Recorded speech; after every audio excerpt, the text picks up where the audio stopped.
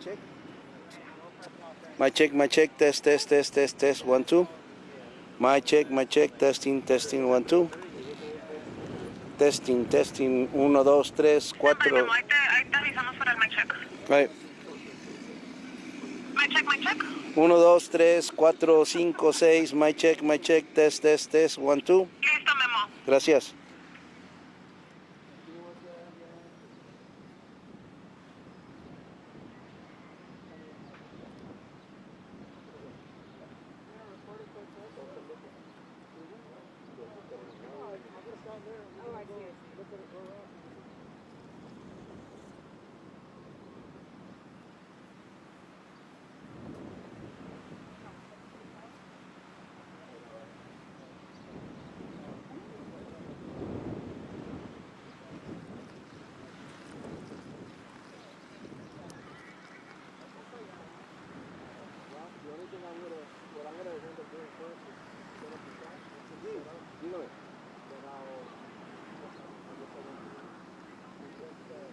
Quiere Ingram. Yes, ma'am. Estamos.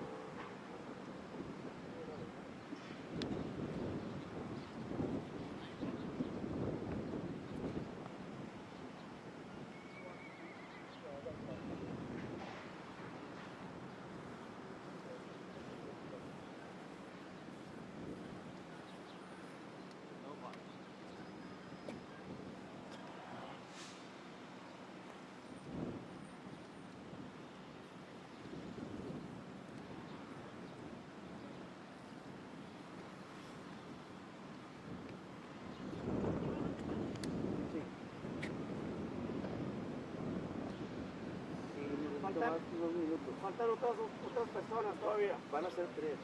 I forgot my sunglasses. How do it? On me. Yeah.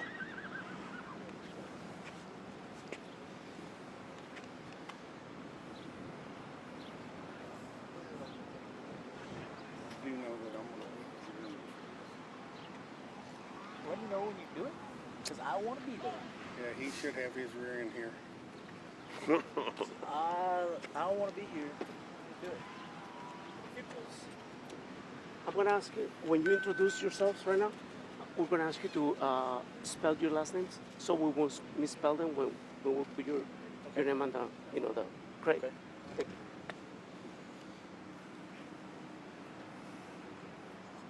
Are you going to cover the amount of people again, or you want me to?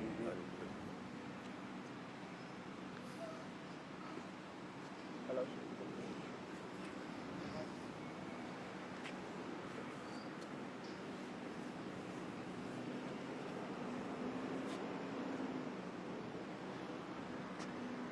Don't turn anything on yet. Y'all about ready to go? Y'all set up? Yeah, Good. I need a little quick focus on someone. Whoever's That's gonna fine. Do the first one, Okay. just so Yeah, I can just- get everybody focused. So we don't have to come on back. Soon as he's ready, we'll go ahead and. Okay. Sounds good. Y'all try to make sure. We'll let Reagan get up the phone. Okay. We're gonna try to. I mean, I don't necessarily. Y'all.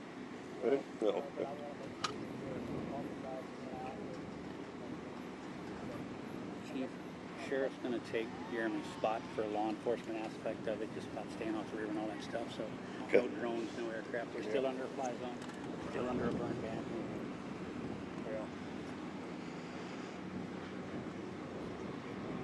Whew, I bet. Y'all ready? Y'all ready? Okay. Okay, good afternoon, everyone from Ingram, Texas. We're here at the Ingram Volunteer Fire Department, where our command post is set up for searching the Guadalupe River this afternoon. So, on behalf of Chief Diane Bacchus, I'm representing her. My name is Lynn Bizzle. LYNNBIZZELL, and I'm the fire chief in Fredericksburg, Texas. So what we want to visit with you this afternoon about is kind of the setup that we have here. We are currently searching an 8-mile stretch of the Guadalupe River in and around Ingram, Texas. We have 300 personnel on the ground here with the operation of the 8 miles that we are searching. We are encountering tremendous debris problems in the river. We have a lot of heavy equipment. We have ground crews that are going in by hand and searching and trying to see what we can do from a recovery standpoint.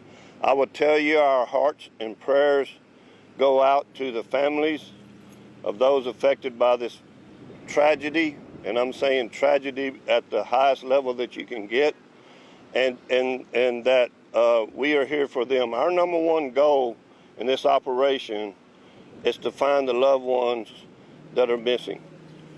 We are working diligently every day, and the issues that we face are treacherous conditions.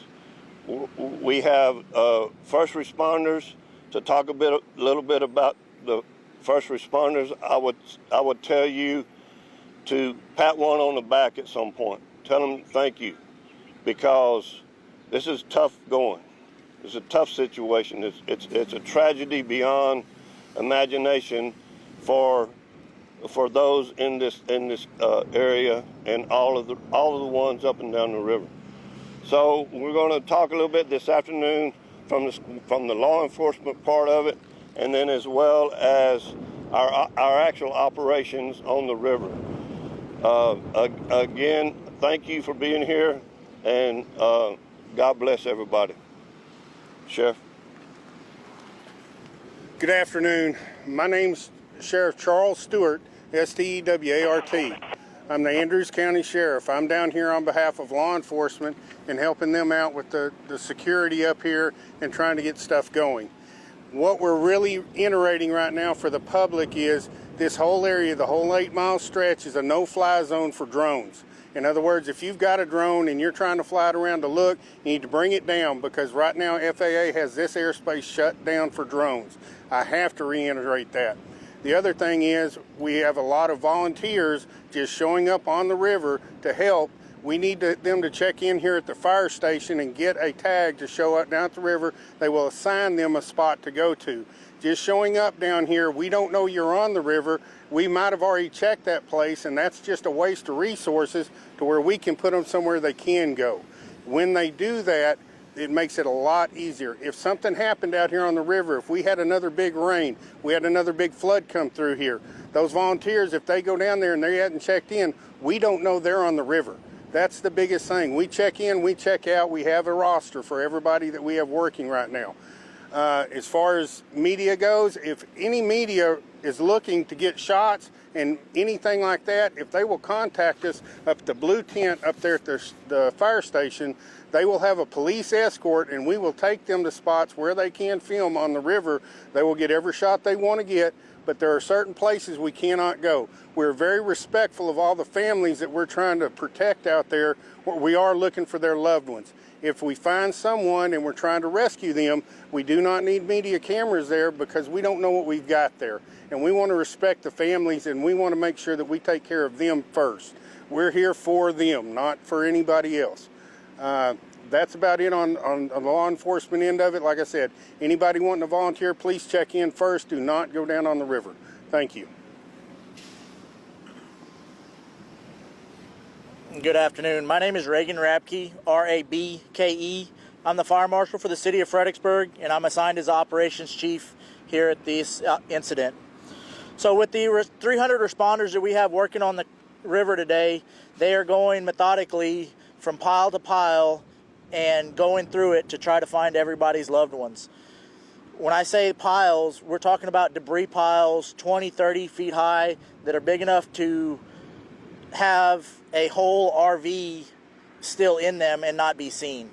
That's a massive amount of debris that we're trying to clear, and we have heavy equipment working, and we're having to dig through it by hand as well. Just because the machines can go through it, we have to be very methodical about what we're doing. We have worked this river, this 8-mile stretch. We're going up it and down it, split in all directions the best we can. It is a slow process. I can't tell you how long we'll be here, but it is a slow, methodical process. Do y'all have any? I have a question regarding the heavy machinery. Mm-hmm. Yesterday I was in Comfort, Texas, and all of a sudden I heard that authorities were asking private, residents not to use heavy machinery because there's still a, fire rescue operation, and that could, somehow do something to the bodies if they're using. Is still that situation where you are asking to private citizens close to the river not to use heavy machinery? So what we're asking people to do is, if the pile or debris has been gone through, it is okay. We need to have a professional group come through and make sure there is no body part in this pile of rubble debris to do it. There's some of the trees in there that we cannot move by hand, even if we saw them up. They are so large, so we have to use heavy machinery.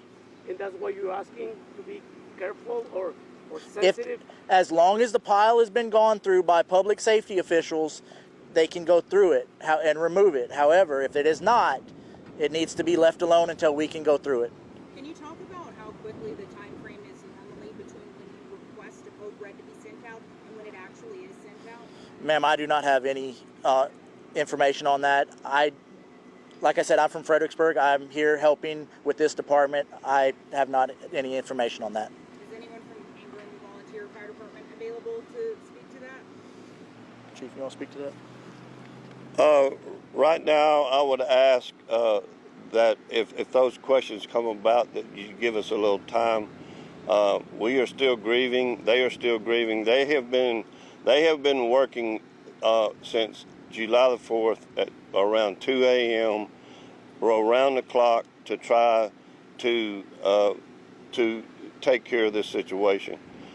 We don't have the answer to that right now, and I would just ask that you please pray for those first responders and everybody that's down there right now. We have ran into rattlesnakes. We have a lot of danger that is down on the river right now. How do you mark a spot that's been checked through? We have a system that we have in place where once an area is searched, we mark it either with flagging or with paint. And you said you have an 8-mile stretch. If the river's not longer than that, everybody takes over at a certain point. Yes. So if you move down the river from where the flood started, each area has a search crew all the way down to the Canyon Lake. I found some people in Comfort, Texas at river level, and some of them came from McAllen, North Carolina, and are those people, do they need to check before they start, assisting authorities? Are you talking? Yeah, go ahead. Yeah. Go ahead, sure. Again, on that right there, yes, it would be best if they do check in, and it goes back to the safety factor. We know what we have, a set rules that we have. All of our searchers down there, they know that whenever they find something, there's a certain protocol. When they're looking, there's a certain protocol. There's certain ways of marking different piles. It is a process, and they've been briefed on that every morning on what to do.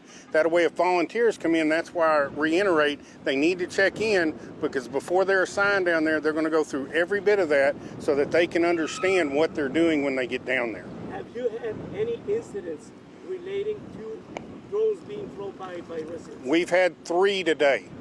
And we've got all those down, and there's no issue. They took them down as soon as we went there, and we explained to them, and they left the area. Can you explain how the drones being used by people who are not first responders is impacting? I certainly can. What we have is, I do believe it was Tuesday.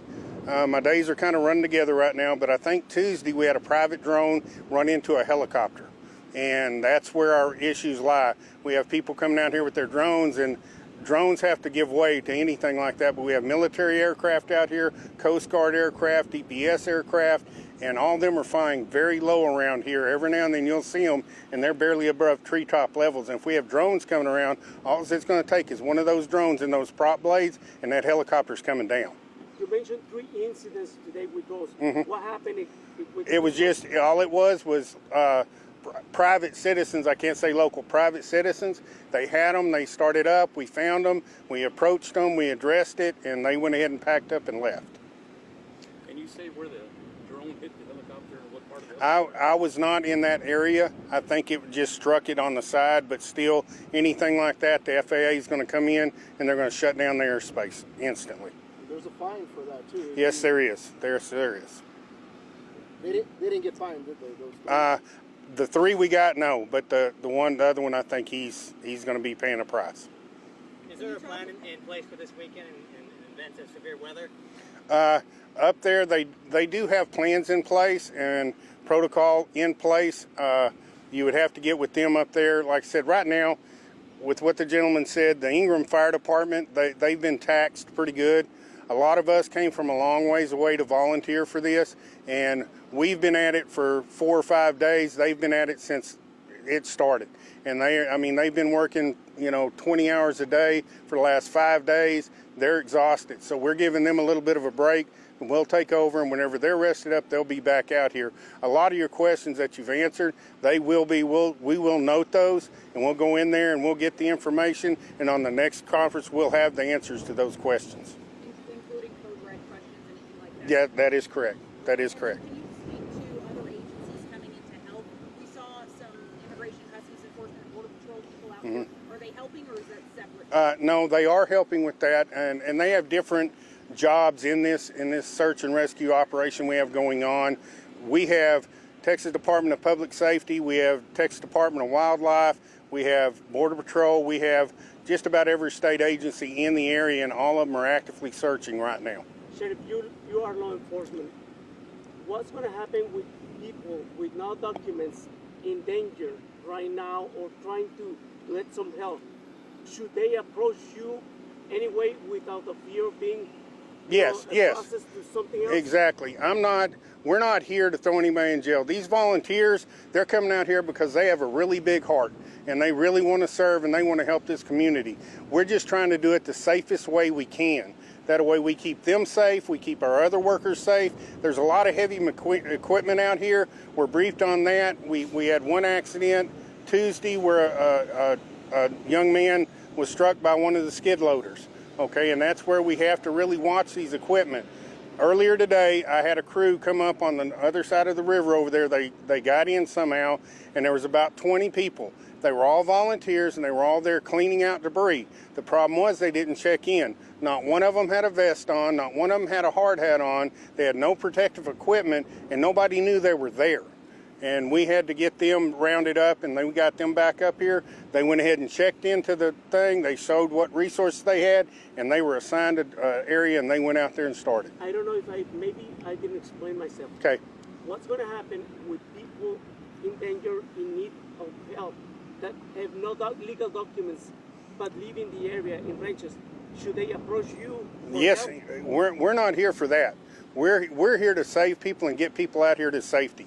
That is a secondary thing that we are not worried about right now. Our main priority right now is saving lives. And then tomorrow, if a President Trump arrives, because of security concerns, everything is going to be stopped at some point until he leaves, or what's going to happen? We will not stop our efforts at all when he gets here.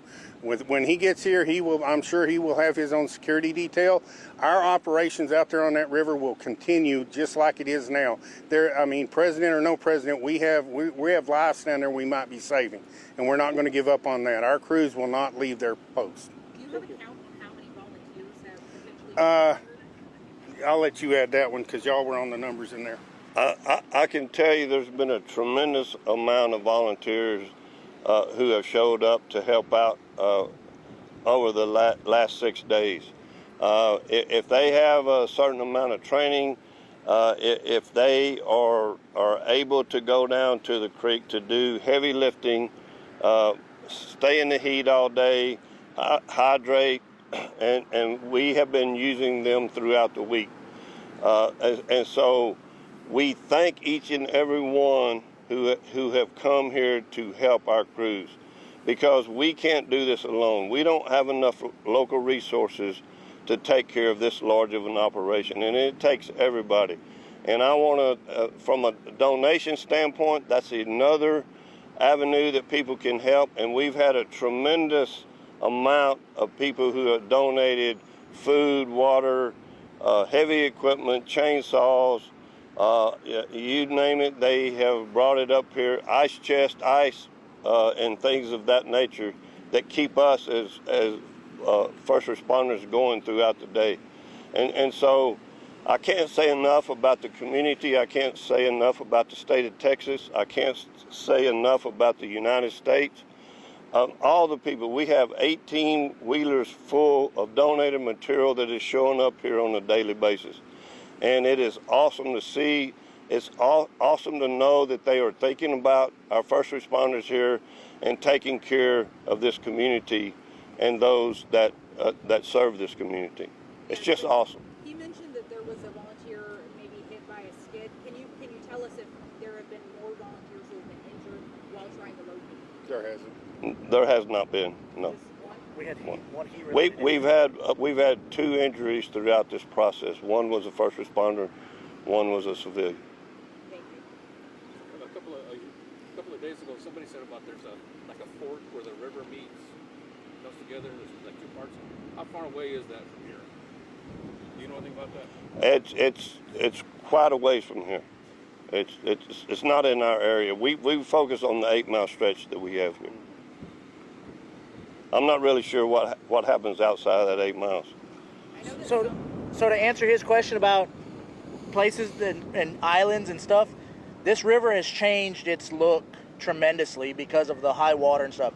Where there was an island before, there might not be an island anymore. Where it came together again, that might all be one giant piece now. There is so much debris from the river that has been removed that was previously there and deposited in other places. This river does not look the same. So when the Ingram Fire Department says it was at one spot, we might be like, well, there's no more spot there. We have to go what it looks like now, so we might not know which fork you're talking about coming together, because it forks and branches so many different places now.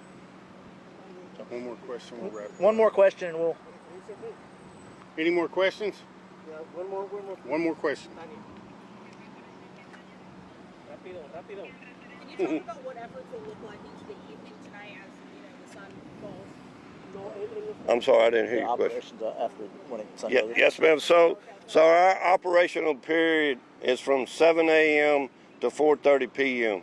So as we get into the heat of the day, with the exhaustion that takes place, with the hydration issues that we have with our first responders that have been there, literally we take them lunch, so they never leave the site. They are here from 7:30 a.m. till 4 p.m. So when they get back here, we hydrate them more, we feed them, and hope that and have them get a safe ride home. And so that's our operational period at this location. That could be different in other locations. Can I finish it up with 2? Yeah. I just want to finish it up with two little things. One is, when we're talking about people going down to the river, again, this is on the law enforcement side. Each one of these places that they might be in a situation of life safe or recovery, those are crime scenes, and that's why we're locking it down so much, because we have to operate it just like a crime scene. And whenever people are going down there and they don't know what they're doing, they're going to mess that up, and we don't do that. It would be just like if you had a crime scene in your local town and all the public trips through and decided to walk through there and take pictures, and then the police showed up to work it, we have nothing left. So that's why we do that. If you will, I want to reiterate, if the press wants to drive around and look at some stuff, please go to the blue tent at the fire station, and we will have police escorts load you in a side-by-side, take you out, and let you get some footage. And that's about all I can add to this. Okay? Thank y'all. Thank you.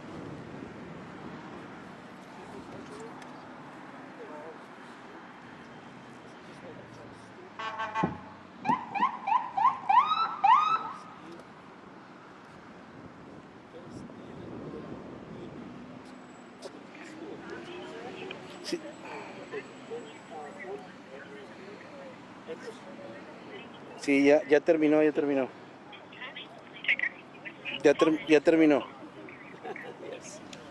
Tania, no.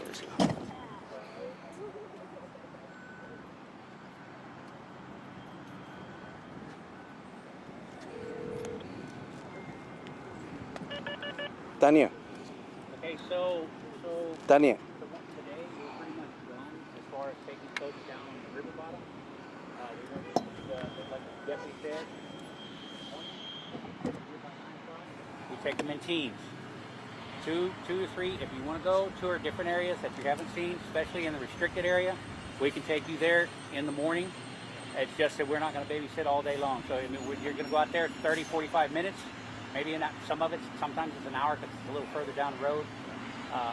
But remember, it's a full recovery zone. So you just gotta be very careful what you film. If you can make it, great. If not, you know. The only thing is we have like three different crews. We have early morning, a mid, and then at night. They're the night. The worst part about it is President Trump's coming tomorrow. I have no idea what time. Nobody has a clue what time he's coming.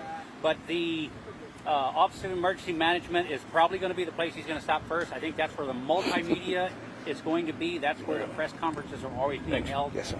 We just started these press conferences yesterday, just to kind of give an idea and an update on our 8-mile section of the river, which this 8-mile section is so dense and so thick. And like Chief Rapke was saying, or Chief Bizzle was saying, and Fire Marshal Rapke, it's just so thick, and we have to do it. And people keep asking, how long is it going to take? Honest to God, I can't give that answer. We don't know ourselves. All I know is we got heavy equipment in there working as much as we can go. So, but I am the PIO. If you need my number, I'll give it to you. Give me your number right now. My name is Brian Lochte. Oh, I have your. I'm sorry. Okay. Yeah. Nice to meet you. Anyways, my name is Brian Lochte. My number is 830-456-3604. How do you spell your last name? Lochte. I am the Public Information Officer. From Fredericksburg, Willow City, but I am acting as PIO for Ingram Fire Department. Would you guys give that update on the code red tomorrow? I'm assuming. Will it be in the afternoon? I do not know that. I had an answer earlier, and I don't know. We're not familiar with their system. See, we have our own system. It's called Active 911. We send it out on the phone. Everybody in the departments get it. The code red system, we know nothing about. what is the code red system? That's what I'm talking about. I don't know what that system is. It's like an Active 911 system. Everybody has a phone. They get a text. They get